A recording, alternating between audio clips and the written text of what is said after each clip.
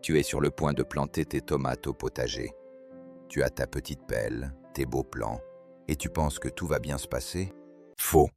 Tu es littéralement en train de creuser une fosse commune pour ta récolte. Si tu les mets en terre comme un amateur, elles sont déjà mortes. Chaque année, c'est la même putain de tragédie. Tu perds la moitié de tes plants à cause du froid, de la pourriture ou des maladies invisibles. Et à qui la faute? Tu accuses la météo, tu accuses les escargots. Mais la vérité, c'est que tu as fait n'importe quoi. Réveille-toi.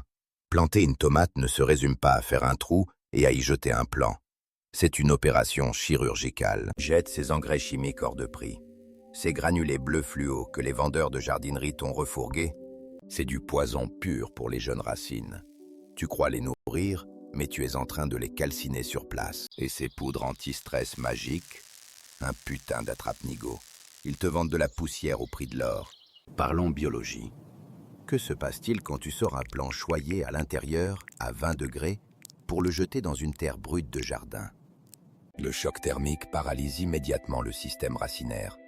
Les racines se bloquent, refusent de boire, refusent de manger. Pendant que tes racines sont paralysées par le froid, les spores de Phytophthora, le mildiou, dorment dans la terre et attendent. Terre froide plus racines faibles égale pourriture instantanée. Tes feuilles jaunissent par le bas, la tige noircit. Fin de l'histoire. Arrête de pleurnicher. Voici les 3 choses obligatoires que tu vas faire avant de mettre une seule tomate en terre. Chose numéro 1. La décontamination et le réchauffement du sol. Ton sol est ton ennemi s'il n'est pas préparé. Une semaine avant, tu vas couvrir ta parcelle d'une bâche noire. Tu vas forcer le soleil à cuire cette terre et à tuer les mauvaises herbes. Le jour de la plantation, tu arroses le fond de ton trou avec une solution de trichoderma ou de Bacillus subtilis. Ce sont des bactéries tueuses. Elles vont coloniser le trou et bouffer tous les champignons pathogènes qui veulent attaquer tes tomates. Chose numéro 2. La recette nucléaire du trou de plantation. La profondeur est cruciale. Creuse profond, très profond. Oublie le fumier frais, tu m'entends? Le fumier frais va brûler les racines et ramener des vers blancs. Au fond du trou, tu jettes une poignée de cendres de bois pur. C'est du potassium gratuit. C'est ce qui donnera le goût sucré à tes fruits. Ensuite, une poignée de coquilles d'œufs broyées finement ou de la poudre d'os. Sans calcium, tes tomates auront le cul noir. C'est inévitable. Et enfin, le secret de guerre, des mycorhizes.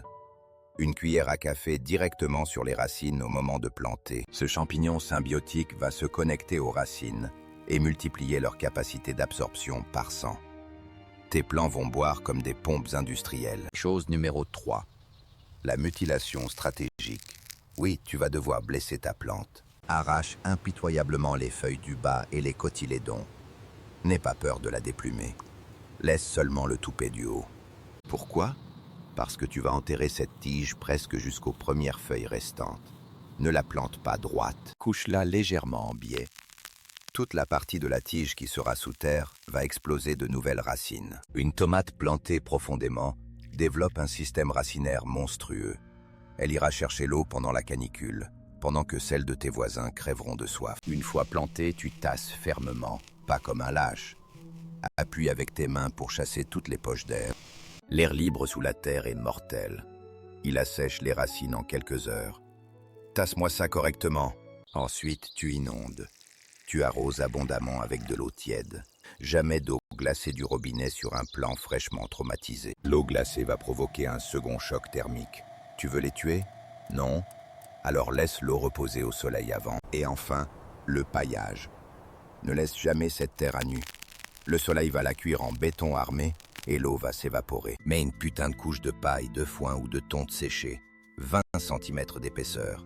Pas une décoration de fibre. Le paillage va garder l'humidité, nourrir la vie du sol et empêcher les spores de maladie d'éclabousser les feuilles quand il pleut. Fais exactement ce que je viens de te dire. Applique ces 3 étapes sans réfléchir, à la lettre. Décontamine et réchauffe ce sol. Prépare ton trou avec le bon cocktail. Mutile et enterre profondément ton plant. Si tu fais ça, tu vas devoir renforcer tes tuteurs. Tu vas avoir besoin de brouettes pour ramener ta récolte. Tes plantes vont cracher des tomates de la taille de ton poing, rouges, sucrées, parfaites, jusqu'aux premières gelées.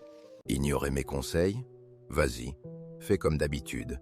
Achète tes granulés bleus, creuse ton petit trou de 5 cm. Et en juillet, tu pleureras devant tes tiges noires et tes fruits pourris en accusant la pluie. Ne sois pas un perdant du potager. Prends le contrôle de ta terre.